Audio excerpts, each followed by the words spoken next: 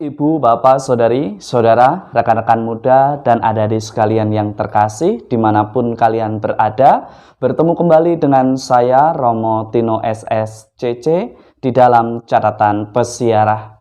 Sebagai orang beriman, sesungguhnya tidak patut mempertanyakan identitas dia yang kita imani, tanpa mencari kebenaran yang sejati, yakni yang bersumber dari kitab suci. Kita ditantang sebagai orang beriman untuk mencari kebenaran atas bimbingan Roh Kudus dan atas sumber yang jelas, dan bukan hanya kata orang. Sebelum kita mendengarkan permenungan dari catatan pesiarah, marilah kita membuat tanda kemenangan Kristus.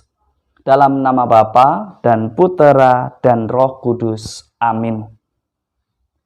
Ya Allah dan Bapa kami, Engkau menentukan awal dan akhir setiap misteri kehidupan. Kami bersyukur telah menjadi ciptaan-Mu. Pimpinlah langkah kami menuju persatuan dalam kasih-Mu.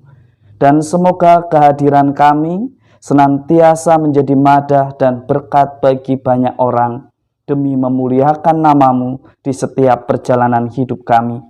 Engkaulah yang kami cintai senantiasa, melalui kehadiran-Mu di dalam diri sesama kami. Demi Kristus Tuhan dan pengantara kami. Amin. Ibu, Bapak, Saudari, Saudara, rekan-rekan muda, dan adik-adik sekalian yang terkasih, kita tahu di dalam dunia ini tidak ada yang abadi, dan masing-masing dari kita pasti akan mati. Tetapi yang membedakan adalah bagaimana kita sebagai orang beriman memberikan makna di dalam perjalanan hidup kita.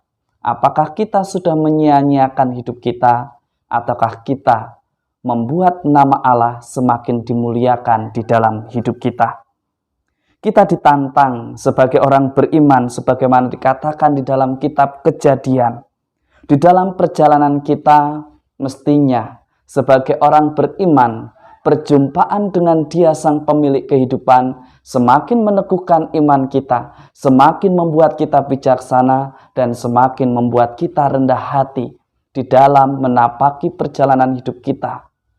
Bukan hanya karena Dia baik dengan kita, tetapi kita ditantang untuk berani mewujud menyatakan arti kasih Allah yang kita imani itu secara nyata dan benar di dalam perjalanan hidup kita. Di dalam Injil Matius yang dialami oleh para murid dan perjalanan hidup Yesus sendiri, seringkali juga kita alami. Identitas Yesus seringkali dipertanyakan di tengah masyarakat, di antara teman-teman kita yang berbeda iman.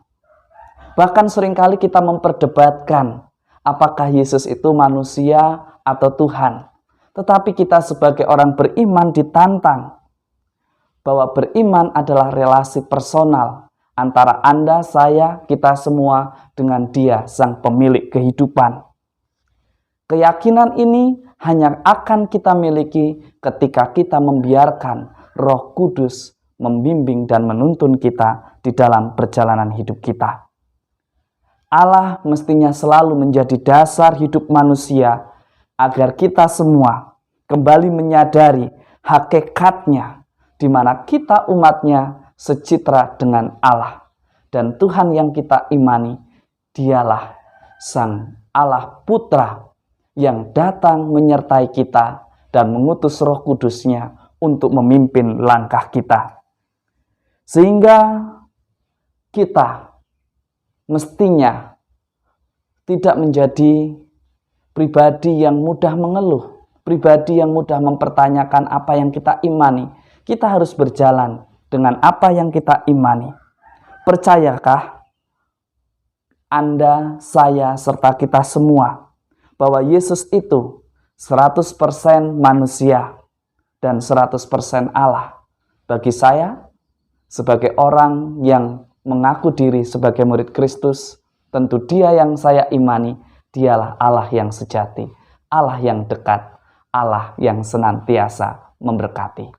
Semoga berkat Tuhan senantiasa melindungi dan memberkati kita, Bapa, Putera, dan Roh Kudus. Amin.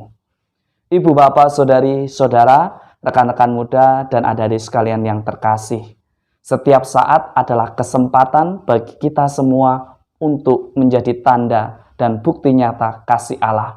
Jangan sia-siakan kesempatan kita untuk berbagi berkat dengan sesuatu yang tidak jelas. Selamat beraktivitas, Tuhan memberkati.